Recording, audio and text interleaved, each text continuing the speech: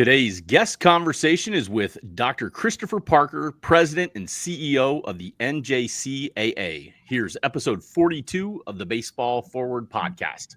Dr. Parker, how are you, sir? I'm well. I hope you guys are. It's a beautiful day in Charlotte, and it's been pretty good other than a cold streak in late January. I gotta say this right off the top. As we were getting ready to go on, I want the audience to know that Dr. Parker remains calm under pressure. This is why he's a CEO of a massive organization like the NJCAA, because we're trying to figure out backgrounds, and I've dealt with this before, and everybody else is, oh, what do I do? What's going on? We gotta delay it. Hey, Dr. Parker, bing bang boom. We got the background. So that's why you're the CEO. One of many reasons you stayed calm under pressure, sir. I appreciate it. Well, hey, I appreciate you coming on. I know we talked about a year ago, and I always enjoy speaking to you. I'll also say this, one more compliment.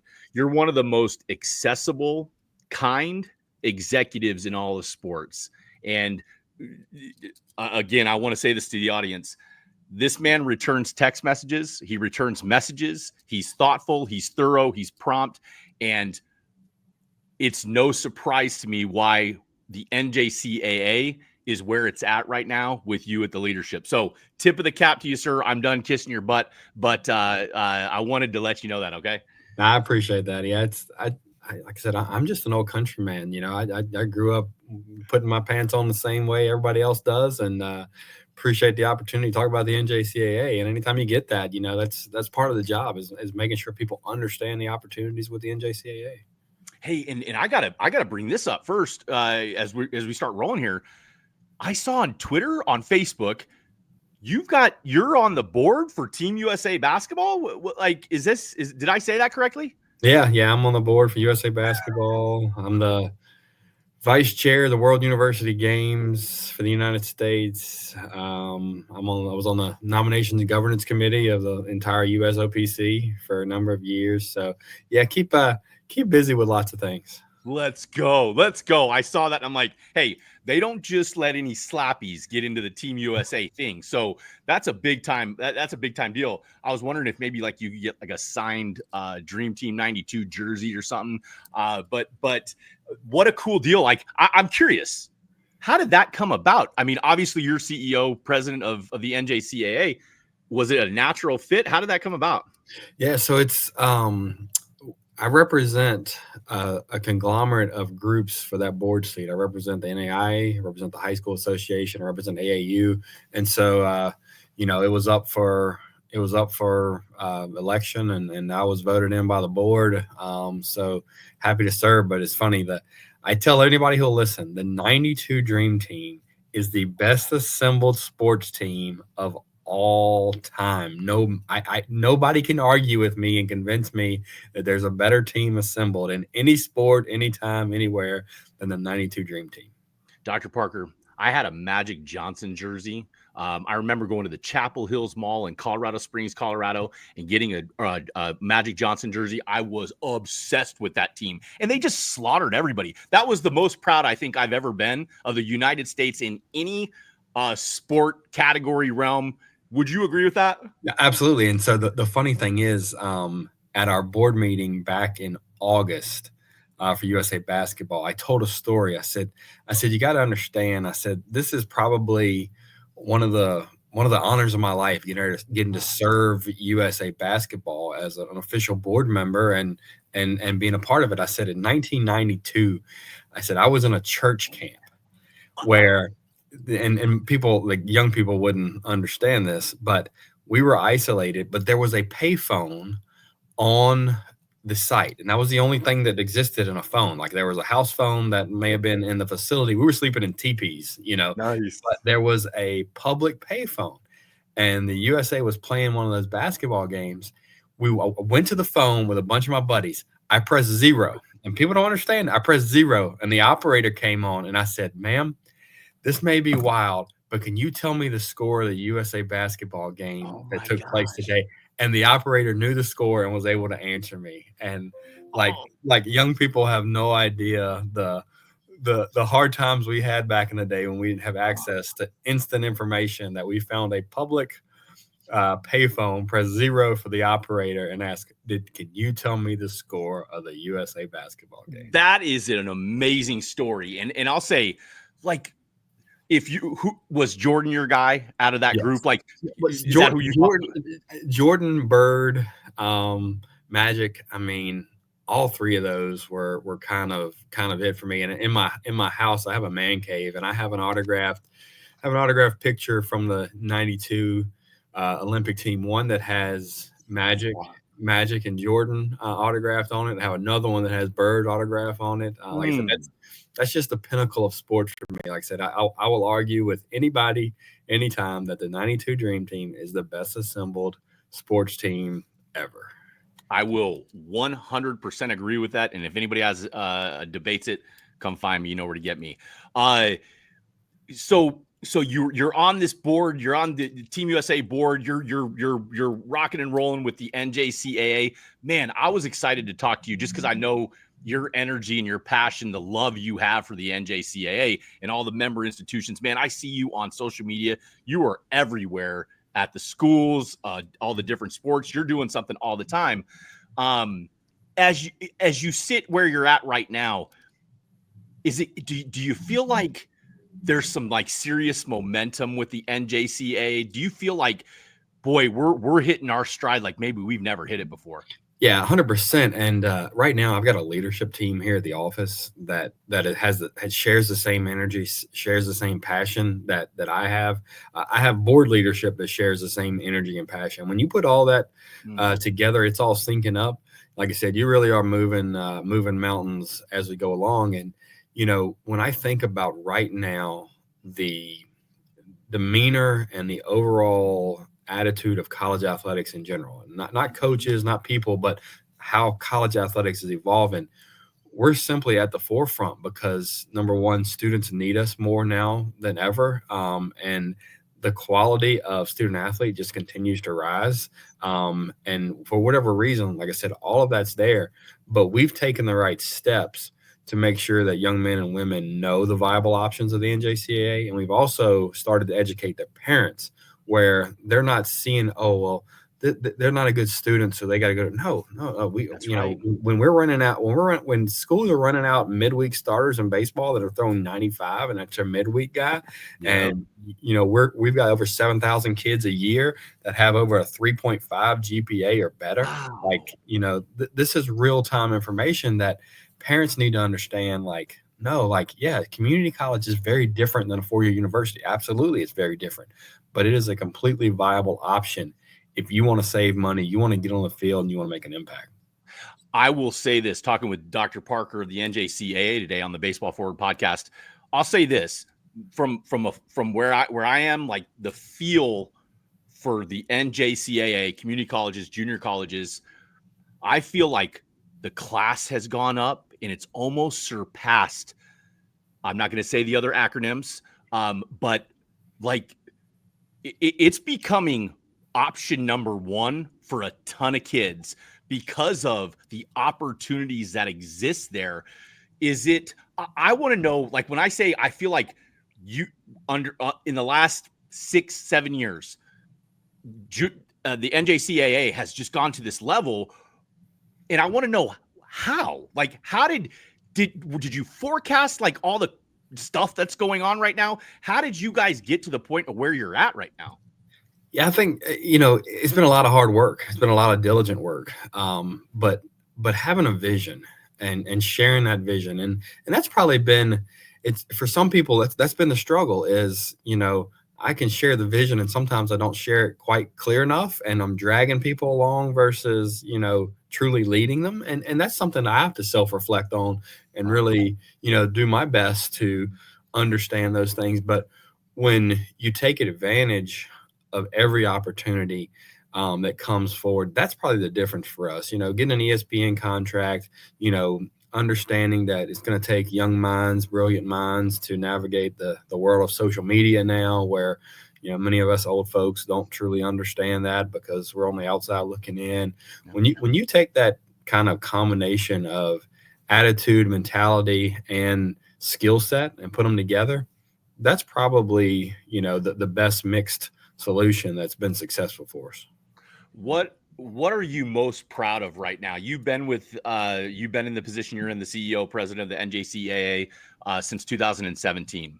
It's 2025. Holy cow.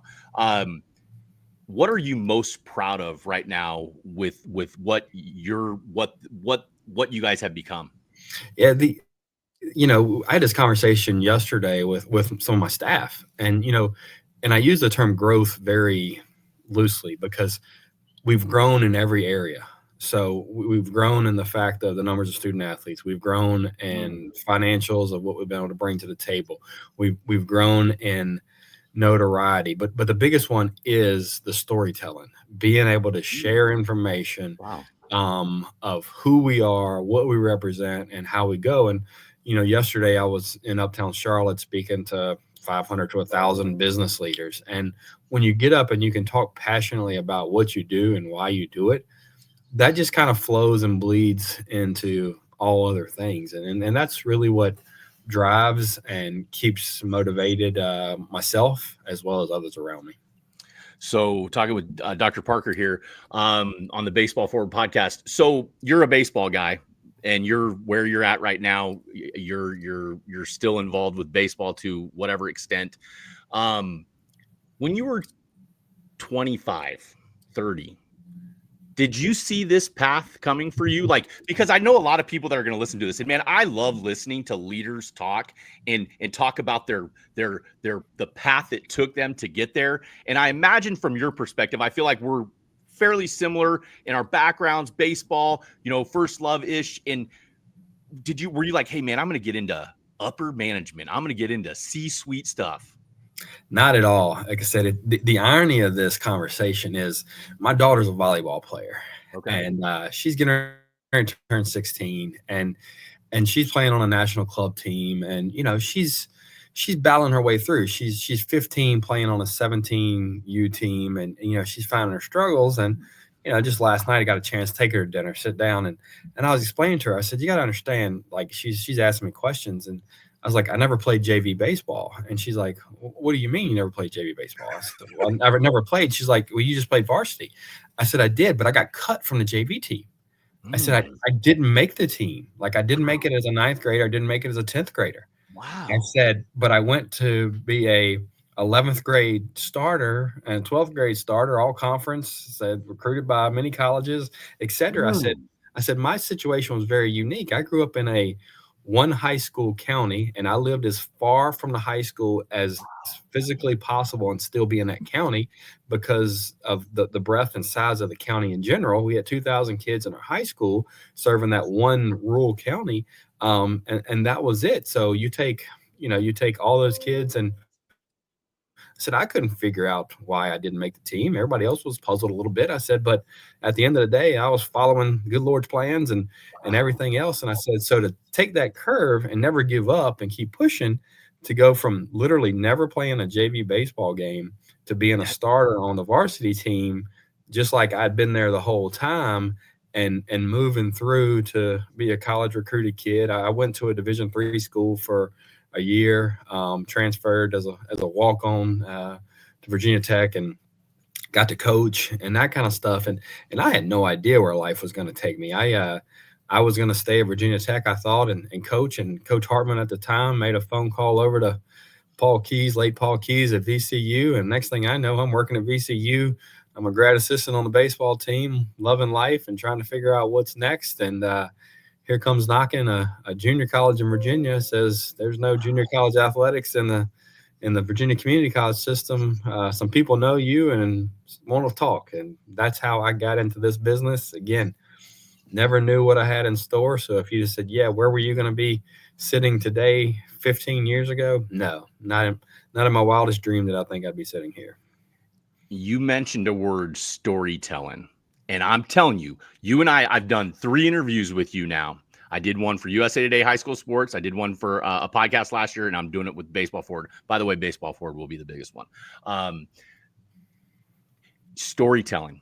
I am captivated. When I go back and I watch these podcasts, I'm like, my dad, who is a retired lieutenant colonel, leader of men at the Air Force Academy, he listened to your podcast last year and he goes, he's one of the most impressive men I've listened to that you've interviewed.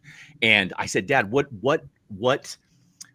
did you like so much? And he goes, very calm, very articulate, and he tells a good story. So I want to tie this together because I'm hearing you telling me storytelling. You're intentional with storytelling with the NJCAA. You guys are where you're at right now because the key word was storytelling.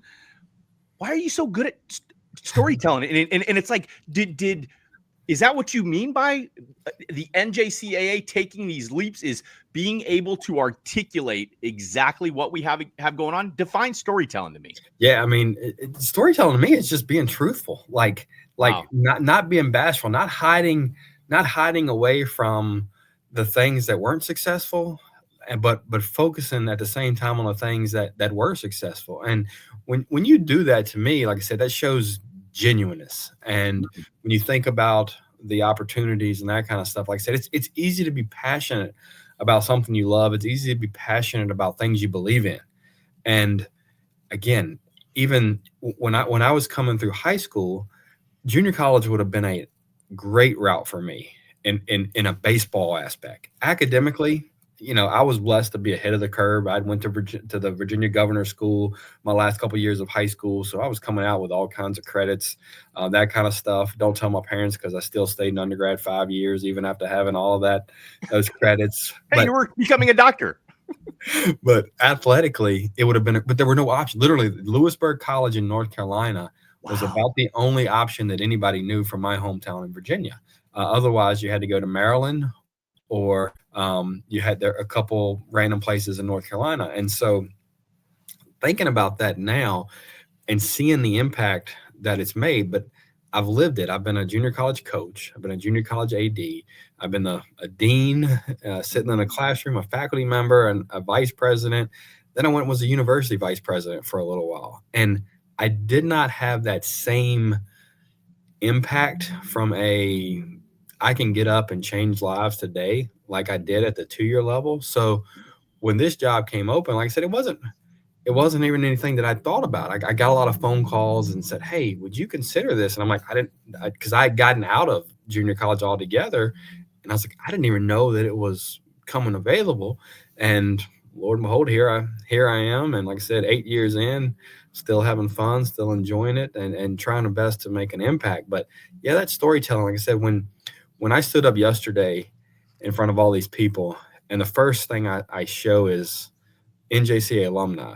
And luckily we were teed up before with the city of Charlotte talking about the impact of events, a lot of sports events, music events, that kind of stuff, followed up by U.S. Performance Center. And I get up there and I'm like, yeah, I'm actually on the boards of many of these things that are happening. I said, but who supplies the athletes? We do. When we had over 40 some Olympians in Paris, when you look at baseball alone, last year I put together a starting 10 with some pitchers, and I had Harper in right, Pujols on first, Tomey on third, Piazza behind the plate, Clemens on the mound with Pettit, Oswalt, Kimbrel, all in the bullpen, Kirby Puckett in center field. Kirby Puckett, where'd he go? He went to Triton Junior College. Wow. The folks out in Grand Junction who are seasoned in age, who were around when he was there, say that he was the most prolific and just unbelievable player to watch in a College World Series. Like he was the guy. And obviously Harper played there too, but Kirby Puckett was the most exciting, they said, it's ever been to the Junior College World Series. I have to interject right now because you're bringing up my childhood, Dr. Parker. Dr. Parker, with the CEO, president of the NJCAA on the Baseball Forward podcast today, you're making me reminisce about my childhood. And I'm gonna throw this out there. I'm gonna name drop. My dad, Colonel Hawley, is a huge Minnesota Twins fan. And I went to some Minnesota Twins games when we went from Colorado back to vacation in Minnesota. And I remember going to games and hearing Kirby Puckett. And I'll say this, when I was a freshman at Augustana University, Division II in Sioux Falls, South Dakota, the Twins were doing a caravan. Minkiewicz, LaTroy Hawkins, and Kirby came and played basketball. And I got to play pickup basketball. And Kirby Puckett had the strongest core midsection I've ever felt. He would just barrel people around. So thank you for bringing up Kirby Puckett, to all you Twins fans out there. I think I feel confident Minkiewicz is an NJCAA alum as well. There you go. So you put that team together. Yep. Do you like that? Should be a picture. Like it should be. I see like a whiteboard with hey, slot one, slot, third base. Do you have that? I do. I put it together on the PowerPoint last spring. Yep. So cool. Yeah, it's crazy. Like I said, when you look at the guys, and like I said, we put Kirby Puckett in the NJCAA Hall of Fame 2 years ago, and of course, Kirby has passed, but Kirby Jr., his son, came and accepted the recognition on his behalf, and it was just awesome. Like I said, growing up in the 80s and seeing those teams, those players who just were gritty baseball players. Like, I laugh at John Kruk all the time. John Kruk's a two-time NJCAA alum, played for 2 different NJCAA schools. And really? I'll text him every once in a while, and I'll just be like, and I'm not sure he's sober when he texts me back usually, but I'm always like John, like, hey, you wanna do something with us or whatever, and I always get, who is this? Is Chris Paul? Oh yeah, yeah. We'll look, and I'm gonna play in a golf tournament tomorrow. Hit me tomorrow. Blah blah blah. And I watched those videos of the Phillies in the 80s and early 90s, and it comes in and Kruk's like, you're smoking a cigar and a cigarette and drinking a beer, and they're talking, and he's like, people like, you're an athlete. I'm not an athlete. I'm a baseball player. That's right. And hey, his famous moment was when Randy buzzed him up top in that All-Star game, and he turned his helmet around and said, I don't want any part of that. Flipped around. Yeah. Oh man. I didn't know he was an NJCAA guy. So I want to bring this up to you. I talked with Coach Vitello at Tennessee a couple of weeks back, and he said, Ross, this is how he summed it up. He said, 4-year colleges are nothing but 2-year colleges anymore. And it is, to me, it is so logical to look at an NJCAA school first, almost over a 4-year, because I just think it makes a lot of sense in so many situations. So when I say that to you, what comes to mind? What do you think when you hear that? Yeah, so it's the funny thing is, the Oklahoma baseball coach put out a thing on social media 2 nights ago, and I didn't realize that he was an NJCAA alum, both as a player and a coach before. And he talks about, you recruit young men who have experienced the lower end of travel, the lower end of uniforms, the lower end of practicing 24 hours a day to get better. And he's like, I go in and I look at those kids, and if a batting glove rips, they're not looking for the manager saying, give me another batting glove. They're like, let's play ball.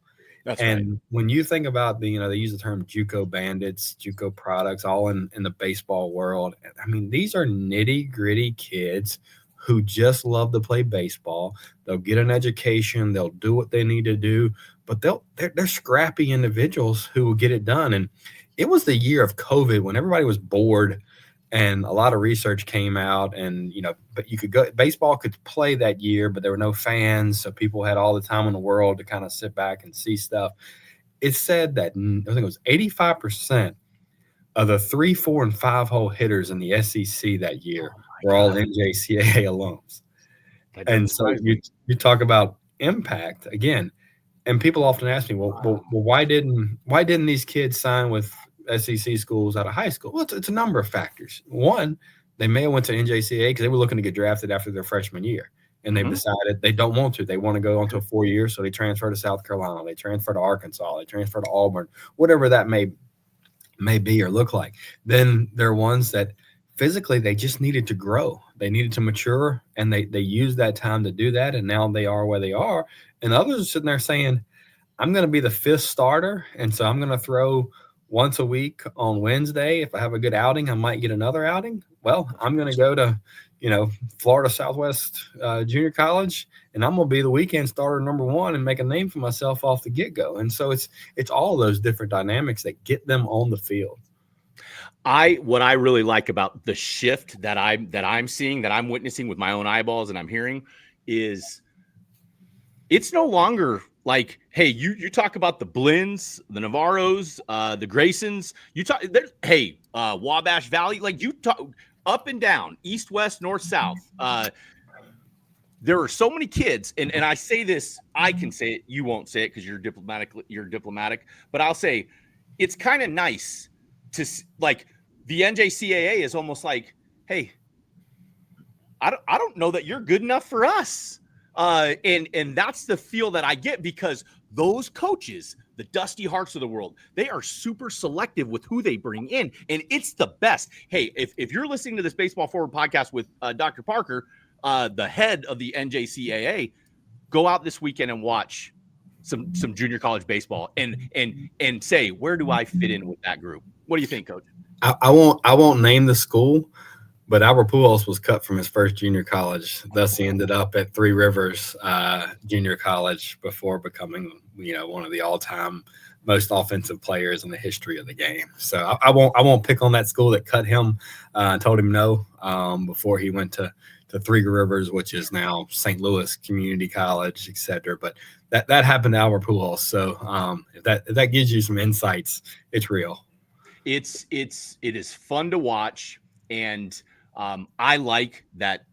As we move forward, to me, as a true baseball fan, I didn't play junior college, but as a true baseball fan, I love seeing this level of baseball is becoming almost glamorized, and rightfully so. It's getting its worth, because what you realize, this is my opinion, and I want your take on it, is, why do I want a guy that played at a junior college? I know that he got a ton of reps.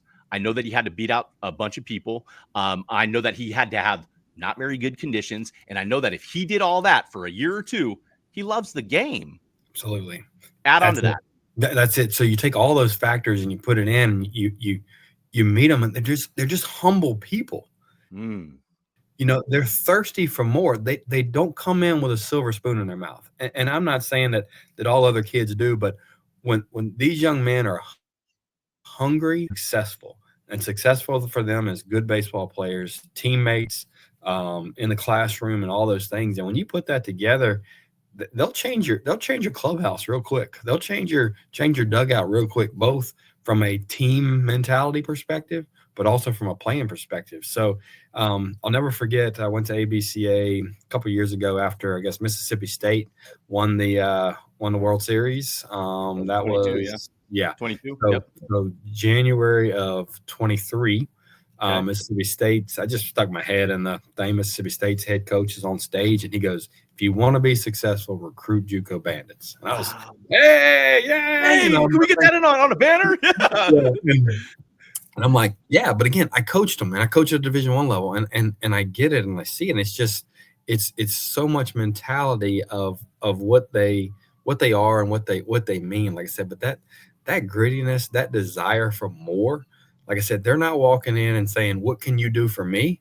Wow. They're walking in saying, "What can I do for you?" Heck yeah, man. That fires me up. And that's the truth. You know what you're getting when you get a battle-tested junior college player. And I'm your generation. I'm like a throwback. I kind of like old school. I don't have an issue with a ton of the new school stuff. Like, yeah, you have fun, but I'm an old school guy. And to me, the epitome of old school, or the epitome of the purity of the game, is at that level, because they're doing it because they love it, and they're doing it because, hey, some of the best advice I ever got was, "Hey, Ross, as long as you're playing." It's like, hey, sometimes that's the opportunity that you have. And I want you to tell me, for the players out there listening, let's just say I'm a junior college player and I get through 2 years. What's that going to do for me for the rest of my life, in your opinion? So I was up at Frederick Community College on Saturday of this past week, and they had a new field dedication, new turf, put the NJCAA logo down, big bright, and they're proud to be part of the association. They recognize who they are and are proud of it. I told those kids, I mean, number one, these are going to be lifelong friends. They're not going to all 45 aren't going to be your best friends for life, but Sure. those guys who are going in the trenches with you, you're meeting them there. You're taking them with you for life. They're going to be the best men in your wedding. They're going to be the people that when times are good, they're there for you, but they're going to be there when the times are bad. So when you walk out as a player, you're going to respect and appreciate the 2 years that you were grinding all day, every day. When you do get to the Auburns, you do get to the South Carolinas, and you realize like all these extra things are there. You just appreciate it more. And so, like I said, for those young men who are coming out or graduating from the NJCAA this year or graduated last year, like I said, just consider yourself blessed. Consider yourself a privilege that you got to go through the journey, and you came from where you were, and it made you a better person, made you a better baseball player, made you a better student. Well said. Well said from the president and the CEO of the organization, Dr. Chris Parker, on the Baseball Forward podcast today. Boy, I want to get your take on. Let me see how I want to phrase this. Leadership, because I think I would, in my assessment of you, I would qualify you, or I would categorize you as a servant leader. So when I say leadership, like, what comes to your mind? What is important about leadership? Like, what are the things that surround the word leadership for you? Yeah, for me, like I said, that's what we've focused on is servant leadership. We serve over 500 colleges. We serve 70,000 student athletes. We serve 5,000 coaches. What can we do as a unit to make us better? Now, at the same time, for me, the opinions of people are vast. You may have people come to you with the wildest ideas, the biggest thoughts, and they're not wrong, but you also have to be strategic. You have to think about, what that means. And right here on my desk, every day we have our core values. And, we put these up, and it's trust, integrity, stewardship, accountability, strategic, and engagement. And we believe as an office, as a national office, if we can stick to these core values and we ask our members and the people around us to stick to these core values, that's going to lead to servant leadership in whatever capacity we're doing, and serving both the students, the coaches, the administrators, the colleges in general, and in most cases, the national governing bodies that the sports represent. So, when we look at that, that's really what it's about. For me personally, I appreciate teamwork. I'm growing every day. I mean, that's something that I'm very open and honest about. Like, if you come to me and you expect me to know it all, that's I'm the wrong person. I do not know it all, but I will surround my people or surround myself with people that can help me figure it out, that can help, move the needle. And again, I've got just in a leadership team right now, I've got an attorney, Jeff White, who he was one of the first hires I brought in. He's a certified attorney. He came from the Supreme Court of Ohio. He happened to work at one of our schools. I've got Ms. Michelle Meadows, who was a Division I AD, and she's our COO and CFO now. She really focuses on the financial management of things, and I was doing all of that before. And Dr. Brett Monahan was a baseball coach, but an AD and a regional director in the field for a long time, very passionate. He's leading our championships and sports governance. And then Mr. Andrew Givens, Andrew's seasoned in age, but he's worked for ESPN, for the Bowl in Shreveport, a number of media outlets, and he runs our marketing, community outreach. So when we build that team, we look at what leadership is. So what I lack, I expect them to pick up. What they lack, I try to pick up. So really work together to get the most and the best out of each other. Okay, I want to take that a step further. How do you identify someone in your position? How do you identify where you're deficient and you need help? Yeah, so I try to be very honest with people. Like, I can look in the mirror and say, I struggle with X, I struggle with Y. And I mean, there's no way I can get better at it, but there's no way for me to say, oh, I'm great at this, knowing that I'm not great at that. So when we get into all these legal things that the world of college athletics is going in, I just simply look at Jeff and say, you've got to advise me on all the information. I will make the decision and I will live with the decision, whether it's the right decision or wrong decision. I will live with the decision, but advise me the best you can, looking at three things: what's best for the NJCAA, what's best for student athletes, and what's best for the future. And I put those three things Wow. in the caveat, say, advise me, talk to my team. And again, I'll make the final decision and I'll live with that, whether it's the best decision or it's the absolutely worst decision. I'll live with it. But I have to rely on those people because I don't have a legal background. I don't know how to navigate legal matters other than what little experience I have in doing it. He's the professional in that world. So, talking with Dr. Christopher Parker, President and CEO of the NJCAA on the Baseball Forward podcast today. I would miss an opportunity if I didn't talk to you today and just say, okay, so what is going on with the eligibility? Like you hear, hey, I'm going to get if I go to a junior college, I'm going to get 4 years. I'm going to get 1 year. I'm going to get 5 years. From where you're at right now, what's the date? February 6, 2025. Where are we at right now with eligibility stuff for the NJCAA? Right now, we're on hold.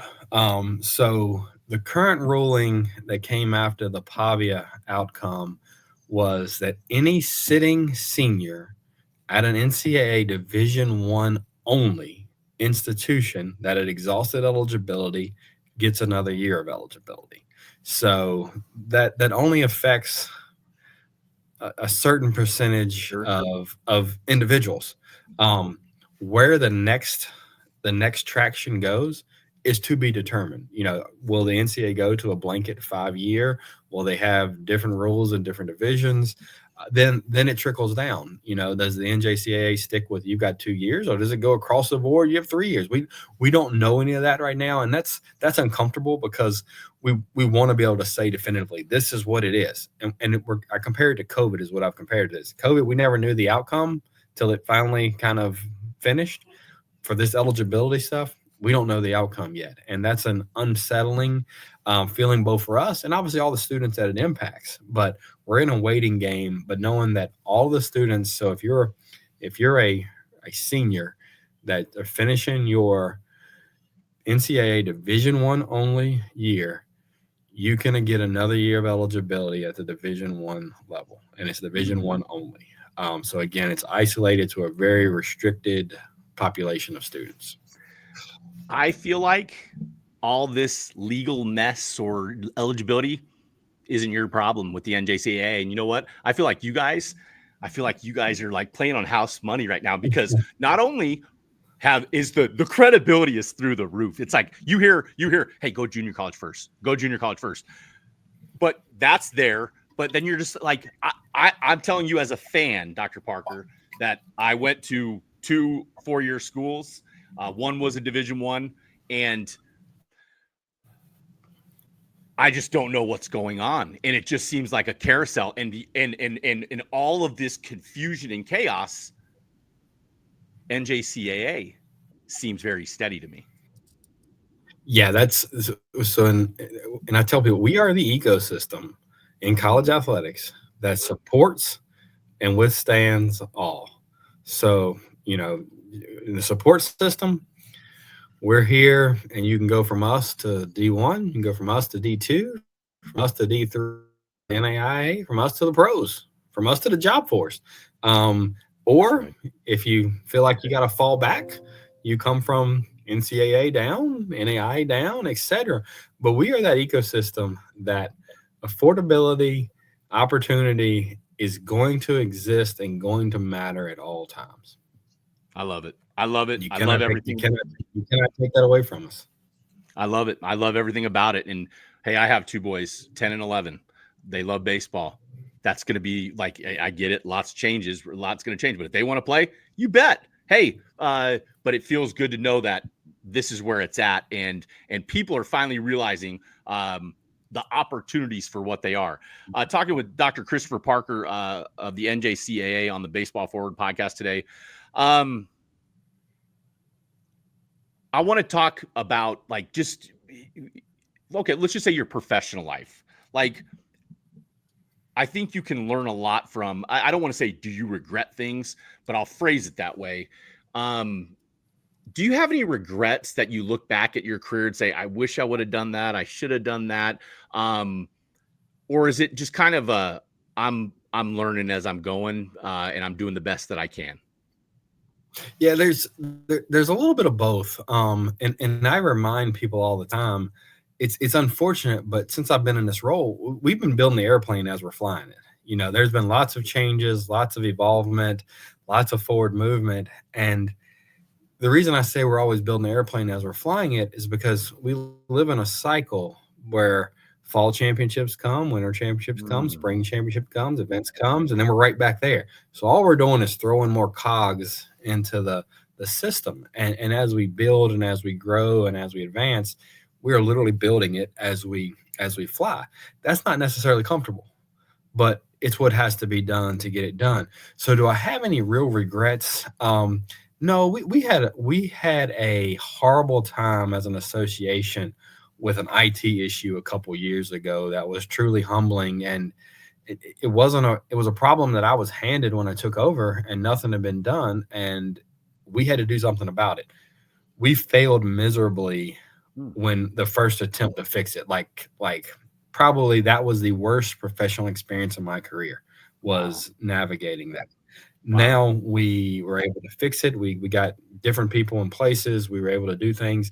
We were able to fix that. And that affects every school, every student's athlete's eligibility. So that's why it was such an important thing to do and work on. But again, with technology advances so fast, we were just behind times by, not by years, but by decades. And so we had to do something about it. And our first attempt to do something about it absolutely failed miserably. So really looked at that as probably one of the, man, I wish we could have done something differently. I wish we could have done something better, but it worked out in the end. I think one of the coolest things about the Baseball Forward podcast, I feel truly blessed to be able to talk to men like you, leaders leading this country, leading young men, leading young women, and just learning and listening. I feel like the opportunity to hear, what you're all about. And this is what is coming to my mind. I want to know selfishly, how are you so calm? Like what, because I want to lead you down and say, what stresses you out? But I truly want to know, because guys, listen, you're going to listen to this podcast, and he has a very even keeled temper, but so lighthearted and kind and fun loving. How are you so calm? I don't know the answer to that. So as honest as I can be, it goes back to my heritage. It goes back to being a tobacco farmer by trade, by getting cut from a baseball team of something I wanted so bad to ultimately see the winning end of the deal. And like I said, that puts perspective on a lot of things. And there's certainly times in my life where things work me up, especially the NCAA and some of their dynamics. But I don't know. I've just found a way to. I do not miss a workout. I work out 7 days a week. Really nice. Lifting and playing racquetball. I work out 7 days a week. I do not miss a workout. That's my go-to for stress relief, anxiety relief, all those kinds of things. But I don't know, just as life goes along, and just learn that there's always going to be challenges, always going to be battles. How do we navigate those to the best of our abilities? But enjoy the wins when we can.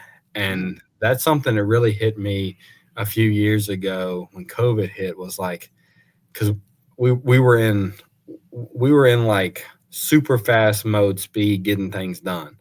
Then the world of athletics, the world itself, comes crashing down to a halting stop. And you're like, what do you do? What do you do? Well, it eventually passed, and here we are getting things going again. So it's exciting. But like I said, yeah, just trying to keep an even temperament to navigate things as well as can. Well, it's impressive. And Baseball Forward, our MO, our motto is elevating the next generation of ball players and coaches. We want to be allies with everyone. We want to move this game forward positively. There's so much negativity and junk out there on social media of you're doing it wrong, you're doing it wrong. So we're elevating the next generation of ball players and coaches. So Dr. Parker, a baseball guy, player, coach, when I say elevating the next generation of ball players, what is your advice to specifically to the players out there, the young men coming up in the game of baseball? What's your advice to elevate them? 2 ears, 1 mouth. Listen is twice as much as you speak.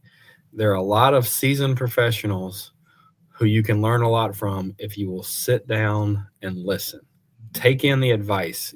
Keep a humble heart, a humble mindset that people may tell you you're the greatest player since Babe Ruth, but you have to act like you're it trying to figure out your way in. And if you keep that mindset and you keep listening and learning and take the best, again, people say, well, some people give me bad advice. Absolutely, people are going to give you bad advice. But it's your job to determine and take everything in and get the best from everybody and then weed out the negative from everybody at the same time. When you concentrate on those positives of what you see and what you can do, you're going to maximize your ability and the opportunity. And that's really what I would tell young people. Find a mentor. Find somebody who is going to be your cheerleader when you're successful, but is not afraid to tell you when you're wrong. And when you find that person who'll sit you down and say, hey, you were awesome here, but you really could improve here, that's when you're going to be better. Because if somebody just is pushing, telling you you're great, you could be doing all the things wrong in the world until somebody's willing to sit down and say, hey, but these areas need to evolve. You need to change. You need to prioritize X, Y, and Z. Those are the kind of people that are going to make you better. You're the head of the NJCAA. Talk to your NJCAA college coaches right now. What message do you have for those guys? Very easy. You have the hardest job in all of college coaching. The hardest job means you get to take an 18-year-old, make him a better person, a better player, a better individual, a better student, all in 1 or 2 years. But you have the absolutely most rewarding job at the same time because you're blessed enough and talented enough to be able to do that while many of your constituents get that student for 4 years. You do it in 2 years, what it takes them 4 years to do. So it's the hardest job, but it's the most rewarding. What's the most rewarding thing being the dad of a volleyball player? Just getting to watch her play, getting to watch her do what she loves. You know, when you see, she's very hard on herself. She can't stand to fail, which I respect and appreciate. But I try to coach her like it's okay to fail. What did you learn from failure versus concentrating on you failed? What can you take away that you don't fail next time, that you succeed next time? And that's the big thing that I enjoy seeing out of her on the volleyball court. It's got to be satisfying. I just think about her, from her perspective. She's probably like, man, my dad's got a pretty cool job. Does she? Do you ever like wake up and just say, man, I'm kind of dreaming here. Like, this is a good life. Are you aware of the cool stuff going on in your life? Yeah, I tell people all the time, often, I don't know that I'm deserving of this job. Wow. Like I don't know that I'm deserving of this job. I mean, I'm sure there are plenty of people that could do this job as well or better than I could. I don't know why, I'm the one but I get to do it. So I take advantage of that. I take advantage of the opportunities to push and to talk about it and make us better. And there'll come a day when I'm not in this role anymore, whether that's somebody else's choice or my choice or whatever it is. But for now, it's cherishing the opportunities of get to. And again, like I said, there are days where I kind of scratch my head and say, yeah, I was supposed to be a nobody in rural Virginia on a farm, just getting up and doing it and going back to bed and over again. Instead, I'm literally on the USA basketball board. I'm choosing the next board for the United States Olympics, and I'm on the Women's National Basketball Hall of Fame board. I'm on 19 boards right now, and like I said, it's surreal because again, I just I'm not that guy that ever thought any of this was real, any of this was, possible. It was just being at the right place, the right time, putting in the work and the effort, and here I am, Lord willing, and God blessed, and we'll do it again tomorrow as long as I'm able. Hey man, I'll close it with this. You said enjoy the wins when you can. In 1992, we're fans of the Team USA. I hope you were in. I see the stuff on social media. I'm like, oh my gosh, Team USA! Holy cow! I want to talk about that. I hope you are enjoying those wins because, hey, from my perspective, I'm a fan of you. You grind, but you're so good to people. And you say, I don't know what I did. It's pretty obvious of why you're in the position you're in. And I hope you enjoy the heck out of that spot on the USA deal because, man, can you yourself when you were 92? Hey, little Chris, you're gonna be on that board. What? You're there. I appreciate. Yeah, it's like I said, it's surreal to think back. Like I said, making that payphone call to the operator to find out what the score was because I was so enthralled with that team back then, and but now, yeah, I get to serve that team and represent that team. It's pretty crazy. Dr. Christopher Parker, I cannot thank you enough for always being so gracious, taking the time to talk to us today. I know so many people are going to get so much out of this. I'll let you take it out, and then we'll wrap it up and we'll end the recording. But thank you so much for joining the show today. Absolutely. Thank you, Ross, for having me. For all of you who are interested in NJCAA, NJCAA.org, check us out. Do your research. Understand all the opportunities, all the alumni, all the impacts. You see on my screen, opportunities start here. It doesn't matter. Again, you go around the coaching carousel. There continues to be a plethora of coaches who are going from NJCAA schools directly to NCAA D1 jobs the next year because ADs see the same thing in them that the coaches see in the players. They understand budgets are tight. They understand that resources are valuable, and they get the most out of young men and women. And just like that, you're literally going from junior college head coach to an NCAA Division I head coach in a matter of a day. And so check us out. Look into it. We're here to support you. The NJCAA is here. They've arrived. It's real.